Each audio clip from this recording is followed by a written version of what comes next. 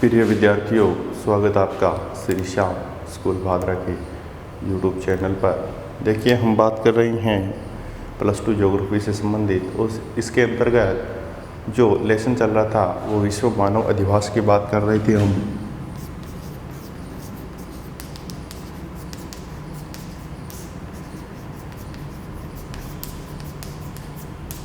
विश्व मानव अधिवास, इसके अंतर्गत हमने जो लास्ट बात की थी कि जो भी नगरीय क्षेत्रों में आवश्यक दिशाएं होती हैं, जिससे हम ये कह सकते हैं कि एक नगरीय क्षेत्र है, जिसके अंतर्गत हमने देखा था जनसंख्या का आकार, फिर हमने व्यावसायिक संरचना की बात की, वहाँ के प्रशासन की बात की और कुछ आवश्यक दिशाएं थी उनकी बात की थी।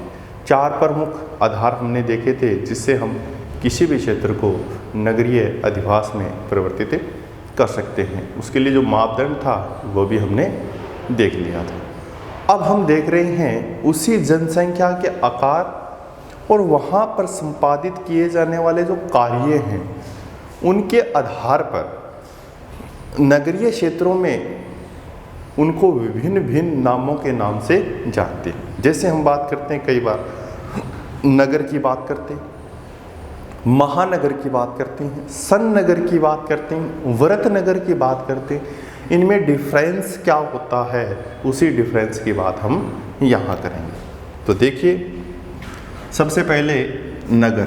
नगर किसे कहते हैं?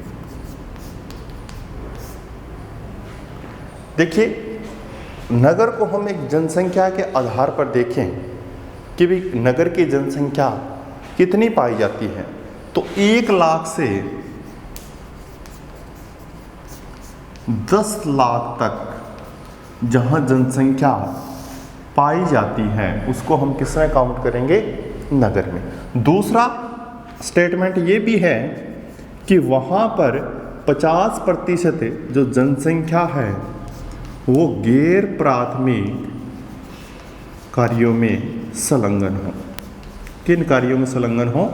गैर प्राथमिक कार्यों में। मतलब वहाँ के लोग 50% ऐसे होने चाहिए जो कृषि नहीं करते हैं, वो व्यापार, सेवा या उद्योगों में कार्य करते हैं। ये 2 विशेषताएं हैं, दोनों अगर कंप्लीट होती है तो वो क्षेत्र किस में कहलाता है? नगर में कहलाता है। ये तो हो गई नगर की अवधारणा। फिर उसके बाद में हम एक नाम और लेते हैं,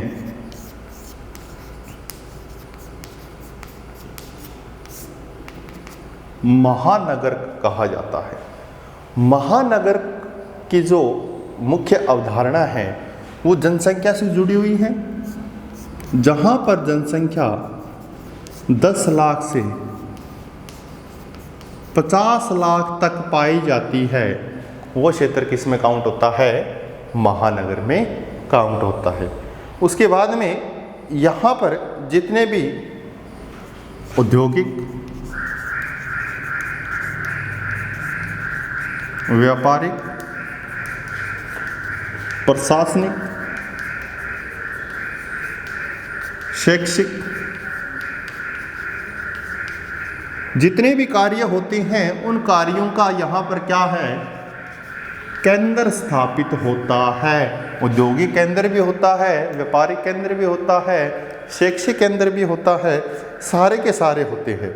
और भारत की दृष्टि से बात करेंगे तो इस प्रकार के कुछ ऐसे क्षेत्र हैं।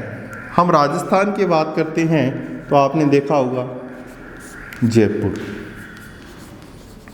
जोधपुर, कोटा, ये सारे के सारे महानगरों में माने जाते हैं। और इनका एक अन्य नाम भी है, याद रखना, उसको कई बार पूछा गया, मेट्रो सिटी। कौन से होते हैं? जो महानगर होते हैं उनको क्या कहते हैं? Metro city. जहां पर जनसंख्या 10 लाख से 50 लाख के मध्य पाई जाती है। ठीक है। अब देखिए, एक और भी है आपका सन नगर।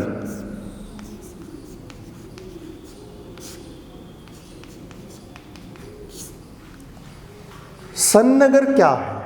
देखिए, किसी एक व्यक्ति ने, जब वो व्यक्ति अध्ययन कर रहा था अधिवासों से संबंधित, तो उसने अपनी तरफ से एक अवधारणा प्रस्तुत की, और वो व्यक्ति कौन था? व्यक्ति का नाम आता है कई बार पैट्रिक गिडीज। कौन था वो व्यक्ति? पैट्रिक गिडीज था। इसने 1915 में ये शब्दावली प्रस्तुत की। तो बहुत बार पूछा गया है कि सन्नगर की अवधारणा किसने प्रस्तुत की, कब की, इस प्रकार के क्वेश्चन आते हैं। किसने की?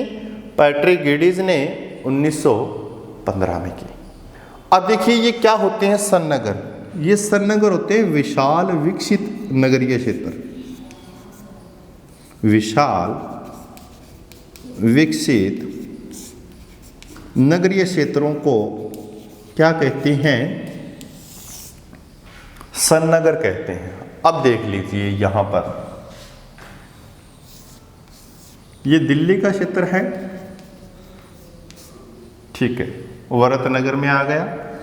इसके पास में गुड़गांव, ये हो गया नोएडा, ठीक है। अब ये जो क्षेत्र कहलाएगा, जब तीनों की बात करेंगे तो वो कौन सा क्षेत्र कहलाएगा? सन्नगर कहलाता है। आसपास के जितने भी शहर होते हैं, जो मुख्य शहर से जुड़े होते हैं, उनको किस श्रेणी में रखा जाता है? उनको सन्नगर की श्रेणी में रखा जाता है। बस यही याद करना है आपको। एक उत्तम उदाहरण है आपके सामने, दिल्ली गुड़गांव या दिल्ली नोएडा की बात करेंगे, इस पूरे क्षेत्र की बात करेंगे तो वो किस में सम्मिलित होगा? सन्नगर में सम्मिलित होगा। ये किसके द्वारा अवधारणा प्रस्तुत की गई? पैट्रिक गिडीज के द्वारा बताया गया है, ठीक है। विश्व स्तर की बात करेंगे तो ग्रेटर लंदन, टोक्यो, शिकागो, इन क्षेत्रों की बात करेंगे तो ये भी क्या है? एक प्रकार से सन्नगर है। लेकिन वरतनगर भी है, जैसे हमने अभी दिल्ली की बात की सिर्फ एक की, तो वो क्या है? वरतनगर भी है। लेकिन आसपास के क्षेत्रों की बात करेंगे तो वो किस में सम्मिलित हो जाता है? सन्नगर में सम्मिलित हो जाता है, ठीक है। एक और आता है आपका वरतनगर। वहां देखिए वरतनगर में क्या चीज है।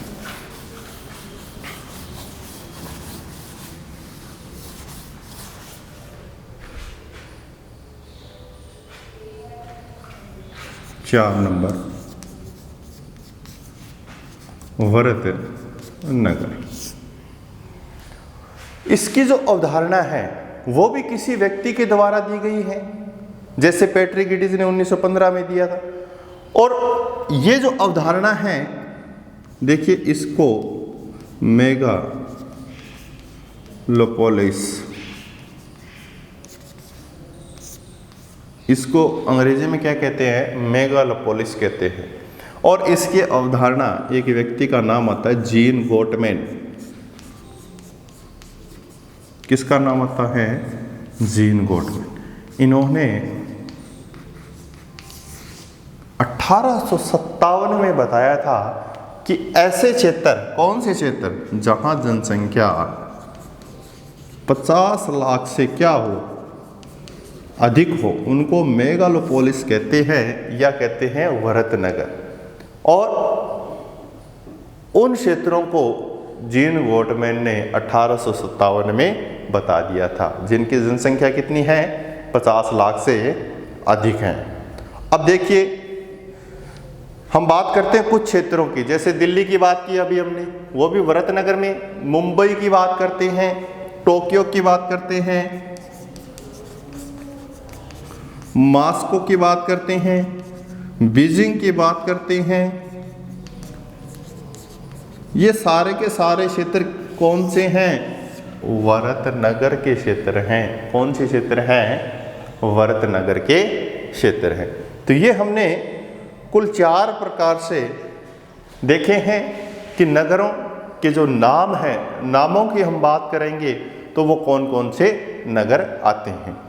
तो 4 प्रकार के सबसे पहले हमने नगर के बारे में देखा, उसके बाद में हमने महानगर के बारे में देखा, सन्नगर के बारे में देखा और वरतनगर के बारे में। इनमें से कई बार छोटा क्वेश्चन आता है तो इन्हीं से पूछा जाता है। अधिवासों से संबंधित कोई भी छोटा क्वेश्चन आएगा तो इन्हीं से पूछा जाएगा। ये 4 है, इन चारों को अच्छी तरीके से आपको देखना है, ठीक है, अब बात करते हैं, जैसे हमने ग्रामीण अधिवासों के प्रकारों की बात की थी, संगनगुच्छित, प्रकीर्ण, पल्लीकृत, अरे प्रकार वही हैं इसके।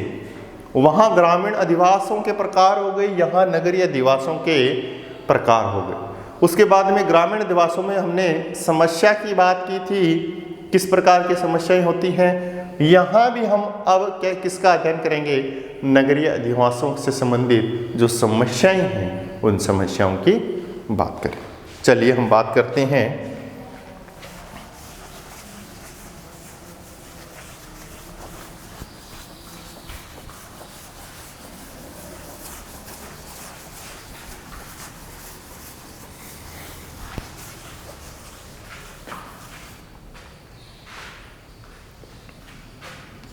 नगरीय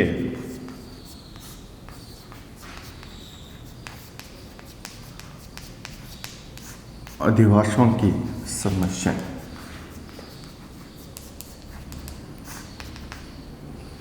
देखिए, सबसे पहले अत्यधिक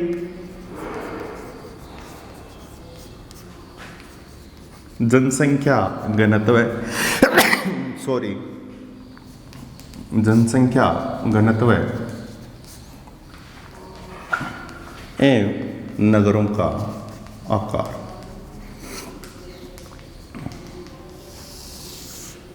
ये देखिए, अत्यधिक जनसंख्या घनत्व एवं नगरों का आकार। देखो, नगरों की जो जनसंख्या है वो बढ़ती हुई प्रतीत होती है।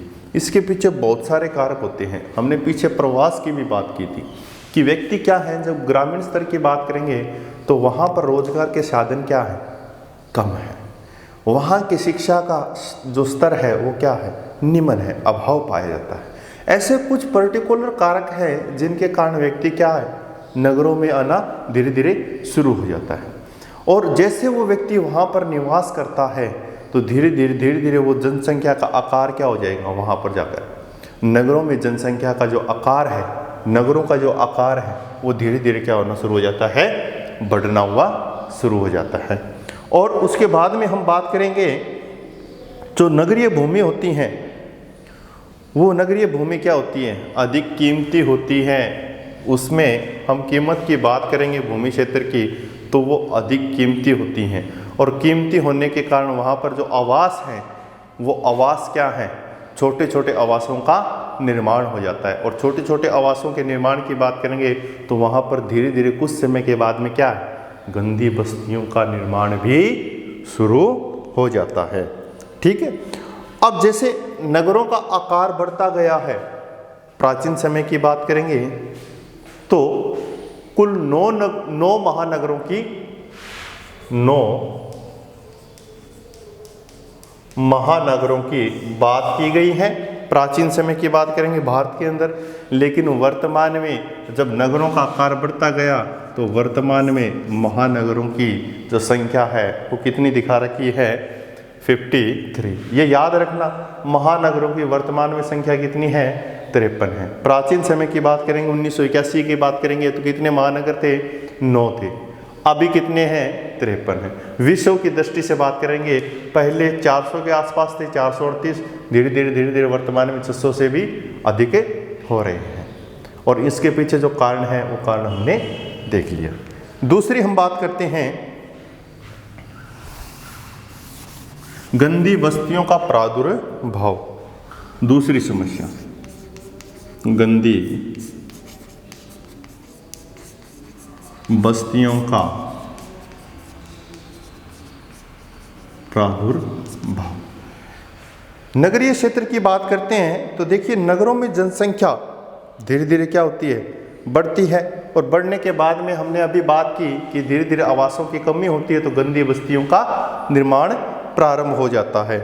और क्या होता है, औद्योगिक और व्यापारिक क्षेत्र में हम देखें तो वहाँ पर व्यक्ति क्या करेगा, एक आवास के अंतर्गत एक छोटे से कमरे में लगभग 6 से 7 व्यक्ति वहाँ पर निवास करना शुरू कर देते हैं। हमारे यहाँ देखें तो क्या है, एक कमरे में 1 या 2 व्यक्ति निवास करते हैं। लेकिन जब शहरी क्षेत्रों की बात की जाती है तो वहाँ पर 6 से 7 व्यक्ति निवास करने शुरू हो जाते हैं। किस आधार पर? औद्योगिक और व्यापारिक दृष्टि से। ठीक है।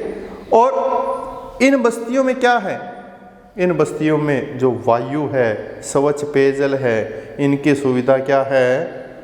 इनकी सुविधा नहीं मिल पाती है। और मुंबई में लगभग हम बात करेंगे 10% लोग, मुंबई के अंदर बात की जाती है तो 10% लोग इसी प्रकार की गंदी बस्तियों में निवास करते हैं आज भी। कितने प्रतिशत लोग? 10% लोग। ठीक है।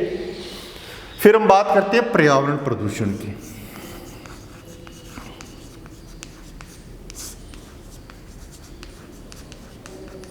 पर्यावरण प्रदूषण की बात करते हैं तो शहरों में जितने भी कार्य हैं, जैसे द्वितीयक, तृतीयक, चतुर्थक, पंचम, औद्योगिक कार्य तो चलता ही रहता है। अब औद्योगिक क्षेत्र की बढ़ोतरी होती रहती है तो इससे क्या होता है? धुआं निकलता है। और धुएं के साथ साथ में कुछ ऐसे हानिकारक तत्व भी निकलते हैं जो कहाँ मिल जाते हैं? इन्वायरमेंट में मिल जाते हैं, वायुमंडल में मिल जाते हैं। और वायुमंडल में मिलने के बाद में क्या है? व्यक्ति वहाँ के इन्वायरमेंट में हलचल करेगा, कोई ना कोई कार्य करेगा, और वो ऑक्सीजन जैसे ही प्राप्त करता है वो सारे के सारे जहरीले तत्व शरीर में प्रवेश कर जाते हैं, जिससे क्या है? नाड़ी तंत्र पर प्रभाव पड़ता है, श्वसन क्रिया पर प्रभाव पड़ता है। इसके अलावा बहुत से बीमारियों का भी शिकार हो जाता है।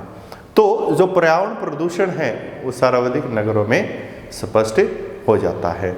अब देखिए, कुछ ऐसे क्षेत्र हैं, कुछ ऐसे महानगर हैं, उन महानगरों में तो इतना ज़्यादा वायु प्रदूषण बढ़ गया है कि व्यक्ति जब भी जाता है तो वो क्या लेकर जाता है? ऑक्सीजन लेकर जाता है। ऐसा कौन सा क्षेत्र है? देखिए आपका दिया हुआ है टोक्यो जो क्षेत्र है, टोक्यो की बात करते हैं। यहाँ पर ऑक्सीजन की आवश्यकता सर्वाधिक है, क्योंकि यहाँ का जो वायु का जो प्रदूषण है उसका स्तर क्या है? बहुत ज़्यादा बढ़ गया है, जिसके कारण यहाँ पर ऑक्सीजन की आवश्यकता हो रही है। ठीक है।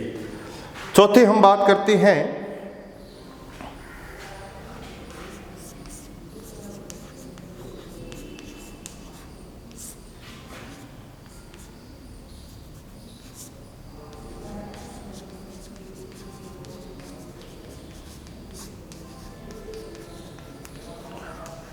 उपभोग की जो जितनी भी वस्तुएं हैं उन वस्तुओं का मूल्य क्या है?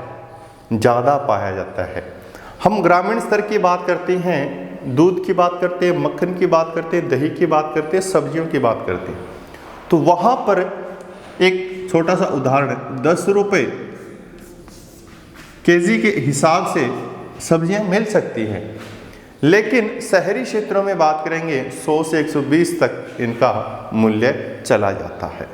तो ये जो डिफरेंस आपको नज़र आ रहा है, ये कहाँ नज़र आ रहा है? नगरीय क्षेत्रों में आ रहा है, और वहाँ पर मूल्य क्या है? धीरे धीरे बढ़ जाता है। बढ़ने के पीछे भी कई कारण होते हैं। वहाँ की परिवहनीय व्यवस्था भी होती है, जहाँ पर उच्च लागत में टैक्स भी लगता है। ये सारे के सारे कारक भी इफेक्ट करते हैं। लेकिन नगरों में ये एक बहुत बड़ी समस्या है। देखिए, जो एक आम व्यक्ति है उसका जनजीवन बहुत ही दुर्लभ हो जाता है ऐसे नगरीय क्षेत्रों में, क्योंकि जो आय होती है वो आय तो बिल्कुल कम होती है, लेकिन वह के जितने भी संसाधन हैं वो उससे ज़्यादा हो जाते हैं, जिससे वो कई प्रकार की समस्याओं का सामना करना पड़ता है। आगे हम बात करते हैं शहरी क्षेत्रों में। खाद्य पदार्थों में मिलावट। ये देखिए, शहरी क्षेत्रों में क्या करते हैं, जो व्यापारी वर्ग के लोग होते हैं, कुछ ही व्यापारी ऐसे होते हैं जो क्या करते हैं, खाद्य पदार्थों में मिलावट करते हैं। कुछ व्यापारी अपने फायदे के लिए क्या कर देते हैं, खाद्य पदार्थों में मिलावट कर देते हैं। और जो नहीं करते हैं, कुछ व्यापारी क्या होते हैं, नहीं करते हैं, लेकिन कई बार क्या होता है, इन्वायरमेंट से भी क्या है, वस्तुओं में इस प्रकार के जो जहरीले हानिकारक तत्व हैं वो भी क्या होते चले जाते हैं, मिल जाते हैं।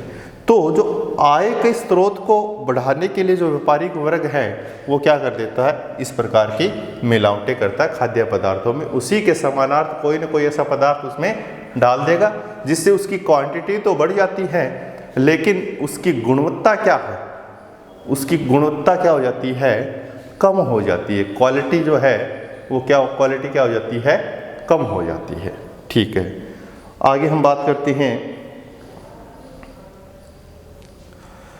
अपराधों का बढ़ता स्तर।